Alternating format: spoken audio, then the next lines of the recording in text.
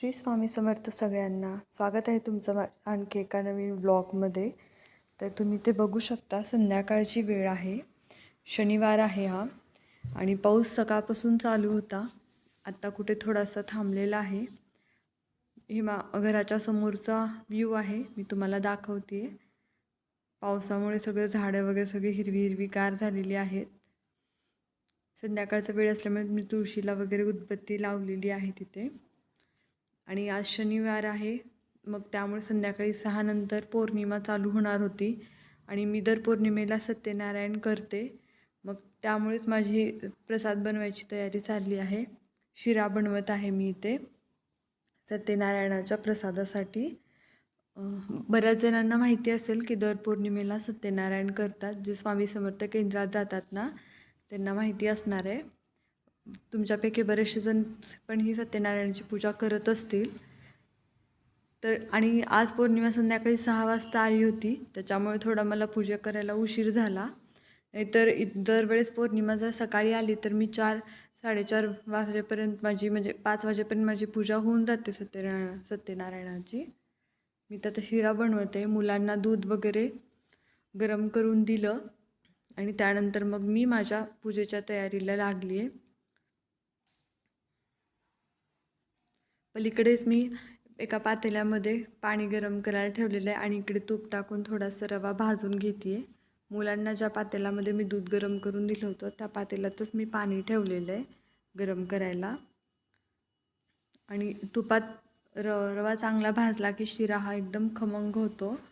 Golden brown colour येईपर्यंत रव्याला जर भाजलं तूप टाकून तर शिरा एकदम छान आणि टेस्टी होतो.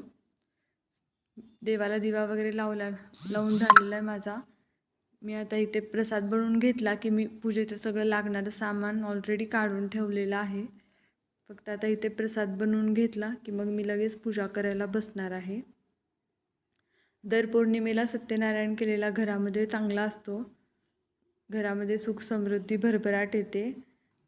जे कुणी तुम्ही तुमच्यापैकी सत्यनारायण करत त्यांना चांगलाच अनुभव असेल सत्यनारायणाच्या पूजेचा. आणि आमच्या घरामध्ये जास्त कोणी गोड जास्त खात नाही, त्यामुळे मी इथे साखर अगदी थोडीशी टाकलेली आहे. म्हणजे जास्त गोड नाही बनवला शिरा, मी थोडासाच गोड बनवलेला आहे आणि एकदम थोड्या प्रमाणातच बनवलेला आहे. कारण की मुलं पण जास्त गोड खात नाहीत आणि आम्ही पण जास्त खात नाहीत, त्याच्यामुळे मी इथे थोडासाच प्रसाद बनवला आहे अगदी देवापुरता. कारण की देवाचा प्रसाद शिल्लक नाही राहिलेला बरा. त्याच्यामुळे हे देवघर आहे माझं. इथं मी संध्याकाळचा दिवा वगैरे लावला आहे. देवघर आहे आणि मी तिथे सत्यनारायणासाठी चौरंग, समई, आंब्याच्या ढाळी, फाटे सगळं काढून ठेवलेलं आहे. आणि तुळशीची पानं वगैरे मी पौर्णिमा लागायच्या अगोदरच मी तोडून ठेवली होती. माझ्या मुलाकडून तोडून घेतली होती.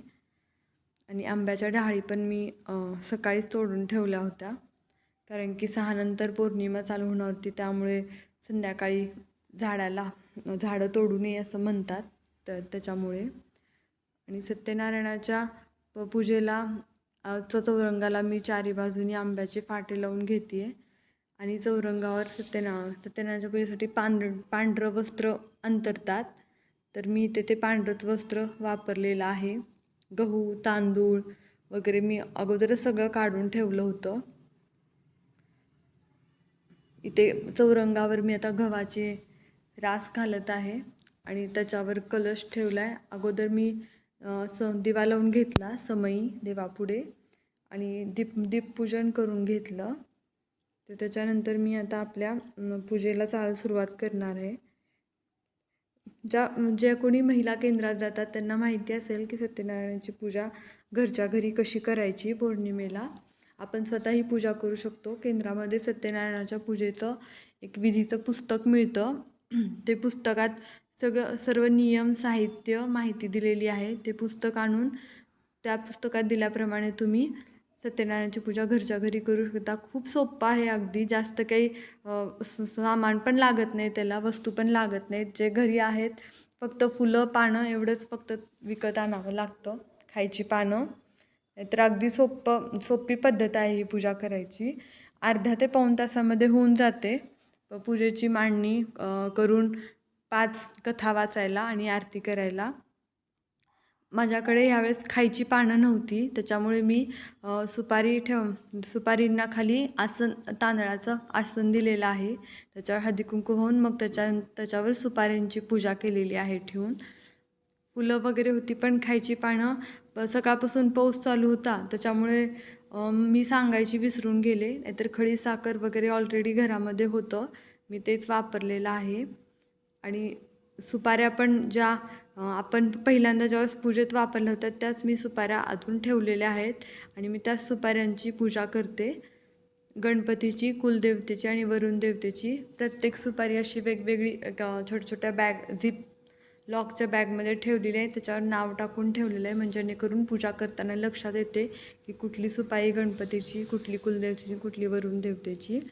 तर मी ते 3 सुपाऱ्यांची मांडणी करून घेऊन पूजा केलेली आहे. आता बाळकृष्णच्या मूर्तीची पूजा करून शिऱ्याचा नैवेद्य दाखवून आता इथे मी कथा वाचून घेणार आहे. माझी कथा वाचून झालेली आहे. इथं तुम्ही पाहू शकता माझी पूजा पूर्ण झालेली आहे सत्यनारायणाची. मी तुम्हाला माझी पूजा दाखवते आत्ता मी केलेली.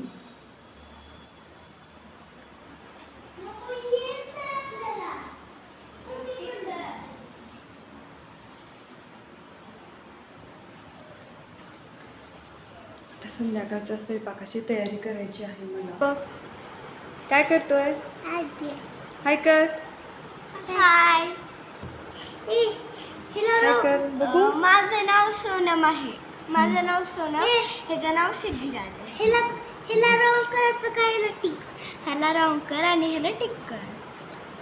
सोनू त्याला सांगते, त्याचा अभ्यास घेते सोनम. मी काहीतरी कामात असले किंवा माझ्या स्वयंपाकाची जर गडबड असली तर सोनम त्याला शिकवते, त्याचा अभ्यास घेते. ते दोघं मिळून अभ्यास करतात. सोनमचा अभ्यास झालेला आहे. सोनम तुझा अभ्यास झाला ना सगळा? हो, सगळा इंग्लिशचा झाला माझा. सोनमचा अभ्यास झाला आहे, त्यामुळे ती सिद्धिराजचा अभ्यास घेते. आता हा जो व्हिडिओ आहे तो दुसऱ्या दिवशीचा, म्हणजेच रविवारचा आहे, गुरुपौर्णिमेच्या दिवशीचा. सकाळी लवकर उठून मी सगळी साफसफाई करून घेतली आणि त्यानंतर देवाची पूजा आवरली आणि स्वामी समर्थ महाराजांच्या मूर्तीचा मी त्या अभिषेक करत आहे पाण्याने. स्वामी समर्थ महाराजांच्या मूर्तीवर पुरुष सूक्त, श्री सूक्त आणि 21 श्लोकी पवमान सूक्त म्हणून मी त्या अभिषेक केलेला आहे. जास्त नाही वेळ लागत मूर्तीवर एवढं सगळं म्हणून अभिषेक करायला. फार तर 15 ते 20 मिनिटाचा कालावधी लागतो, पण छान वाटतं, घरामध्ये प्रसन्न वाटतं. आणि गुरुपौर्णिमा म्हणल्यावर खास स्वामींचा दिवस, मग स्वामींसाठी आपण 15-20 मिनिट तर आपल्या रोजच्या कामातून देऊ शकतो. आणि गुरुपौर्णिमा ही वर्षातून एकदाच येते, त्यामुळे स्वामींसाठी 15 ते 20 मिनिट वर्षातून एकदा द्यायला आपल्याला काही नाही. तसं तर दर गुरुवारी पण जे स्वामी भक्त आहेत ते स्वामींच्या मूर्तींना अभिषेक करतच असतील, पण पौर्णिमा आणि त्यात गुरुपौर्णिमा म्हणजे खूपच खास दिवस आणि छान दिवस, त्यामुळे जरा या दिवशी थोडं पूजेला वेळच लागला मला. पण तुमच्या सर्वांना पण पूजेला उशीरच लागला असेल. पूर्ण अशी साग्रसंगीत अशी स्वामींची पूजा करून घेतली मी त्या दिवशी. धूप, दीप, आरती, फुलाच्या पाकळ्यांनी स्वामींना अभिषेक केला. परत हळदीने, चंदनाने, हळद चंदन पाण्यात एकत्र करून त्याचा अभिषेक करून घेतला मी स्वामीच्या मूर्तींना. स्वामींच्या मूर्तींना अभिषेक केल्यानंतर मी स्वामींची मूर्ती त्यांच्या जागी स्थापन केली. तुमच्या सर्वांना गुरुपौर्णिमेच्या खूप खूप शुभेच्छा. श्री स्वामी समर्थ सगळ्यांना. लवकरच आपण आपल्या नवीन ब्लॉगमध्ये भेटूया. आय होप तुम्हाला हा ब्लॉग आवडला असेल तर मला नक्की कमेंट करा, चॅनलला लाईक करा आणि सबस्क्राईब करायला विसरू नका.